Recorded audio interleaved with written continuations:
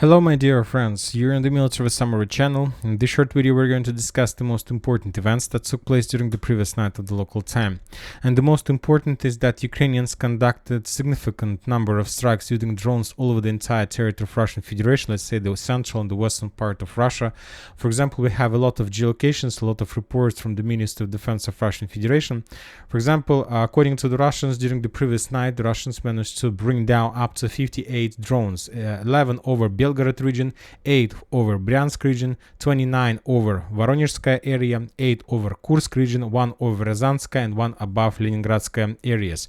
And we have some geolocations. For example, when talking about Rostov area, Rostov region, we see the work of Russian air defense forces. The Russians were trying to bring down the Ukrainian drones, and according to information we have, the Russians managed to bring down the Ukrainian drones. But the most important thing is that the Ukrainians were trying to attack not like a regular object or military object, or let's say some oil refinery. The Ukrainians in this case were trying to attack and damage Rostov nuclear power plant. And this was a very interesting situation because the Russians, since the beginning of the special military operation, haven't attacked Ukrainian power plants ever. But the Ukrainians, as you can see, made few attempts to do this, at least during the previous night. So the attacks towards this power plant were repelled by the Russians. When talking about other regions, let's say Ryazan, then we can say that the Russians were less successful. For example, on this video we can clearly see the Ukrainian drone of a plane type attacking the Russian oil refinery, and this is the drone, and he was flying for a very long time. We see no resistance from the Russian air defense, and at some moment we see explosion. From the same oil refinery plant we have another video, the same story. Another drone was flying, and as a result of strike, another explosion. So we can make a conclusion that the Ukrainians made few attacks against this plant, nuclear power plant. Furthermore, there were explosions in the vicinity of St. Petersburg. So that was very interesting, and now we understand the Ukrainians are entering completely new phase of the special military operation when they also have the drones like Geran type, and they will also try to attack the Russians. Now let's move to the situation on the ground, and before we start talking about Avdiivka Donetsk direction, I would like to point your attention to very interesting things and the situation that develops in the vicinity of Energodar, another nuclear power plant, Zaporizhzhia nuclear power plant that currently located under Russian control.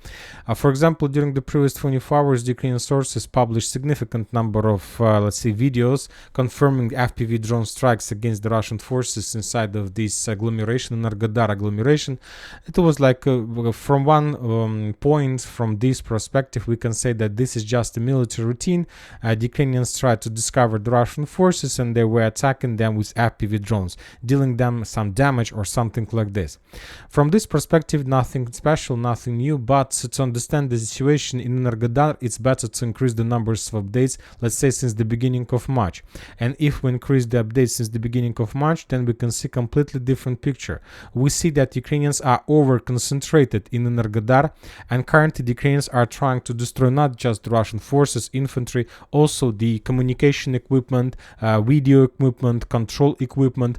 Also, as you can see on this area, the Ukrainians attacked with FPV drones some Russian support machines, or probably rotation machines, the cars with the troopers that were heading towards the line of combat contact. As you can see, the Ukrainians damaged some, let's say, personnel carrier. A little bit further to the northwest, we got another video of how the Ukrainians using FPV drone attacked the Russian machine gun position or sniper position or fire point. So which means all these geolocations and a concentration of fire just since the beginning of March confirms that very likely the Ukrainians do have some plans for Zaporizhzhia power plant. The Russians tried to reduce these strikes from the Ukrainian side, and on the 7th of March we received the video confirmation, or photo confirmation, how the Ukrainians tried to, let's say, to destroy fire and to by some rescue some forces from and so on. And we see that the Russians tried to counterattack the Ukrainians, but it didn't help. And the main points I'm trying to tell you that very likely the Ukrainians have, let's say, few possible operations they're planning to implement in direction of Crimea. The first one, as we discussed from the Ukrainian side, to establish control over the Kinburn and Tendra Spit area, and very likely due to this activity in the vicinity of Energodar, the Ukrainians might still have plans to establish control over this part of, let's say, Zaporizhzhia direction, Kherson area, and from this, let's say, nuclear power plant to start blackmailing the Russians and to force them to stop special military operation. Otherwise, they may even destroy or make an explosion or some accident in the territory of the Zaporizhzhia nuclear power plant. So the situation develops in a not so very good way, as I see.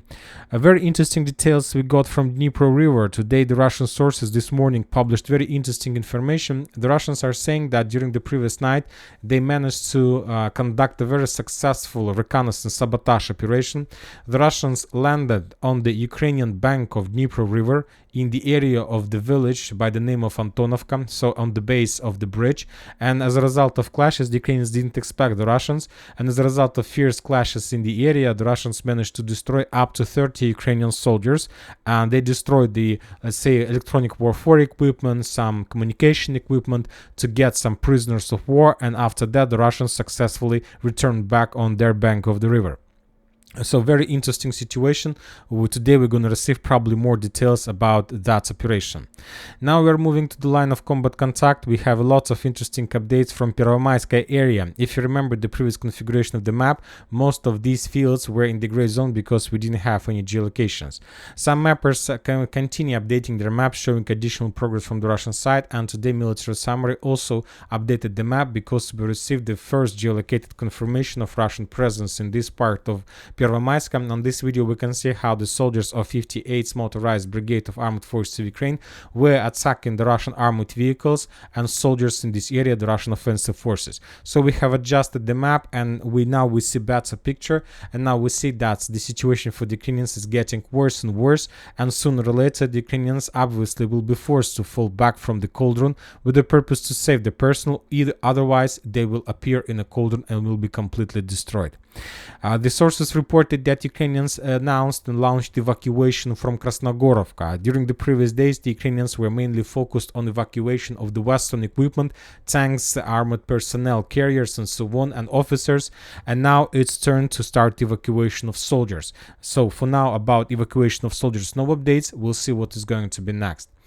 The Russians reported that they continue receiving additional Starlink equipment from the Western countries, so we can be for 100% sure that the quality of internet on this territory is better than probably internet on the Ukrainian side.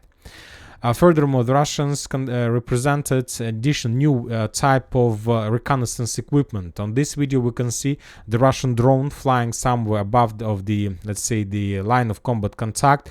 And as you can see on the video, the Russians were filming the, let's say, force. Maybe this is the Russian forces, but the main thing is that the Russian drone is able to discover and to recognize armored vehicles of different types, not just armored vehicles, but also infantry and soldiers. On this video, for example, we can see the Russians were, let's say, recognizing Ukrainian soldiers, or maybe the Russian soldiers.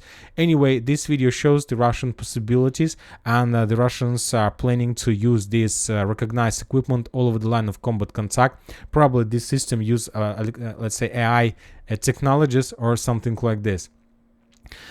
When talking about other directions, the clashes continues everywhere in Ksinkovka, Liman, Terny, Ivanovska, Bakhmut, Avdiivka, Zaporizhzhia, South Donetsk direction. So today we're going to receive obviously more updates.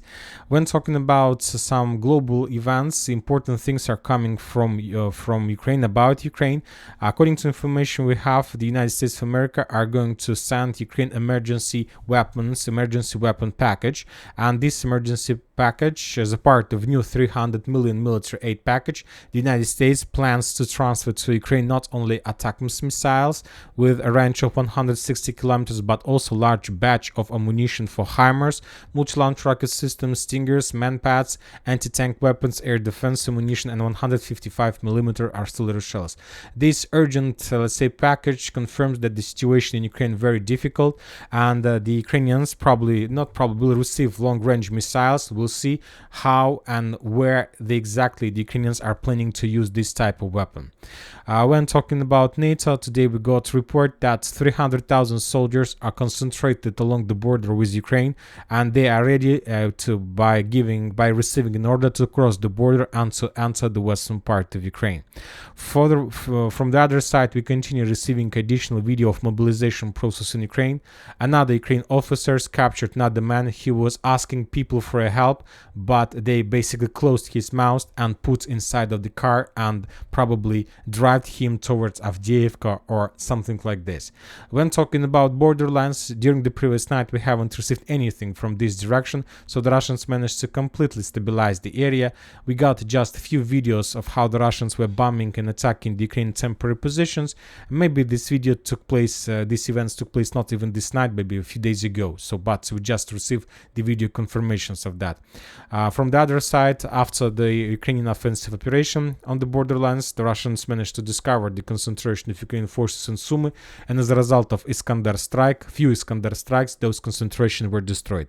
Anyway, regarding the Ukrainian plans for today, obviously they are not going to make any attempts to cross the border once again due to catastrophic losses during the previous 24 hours.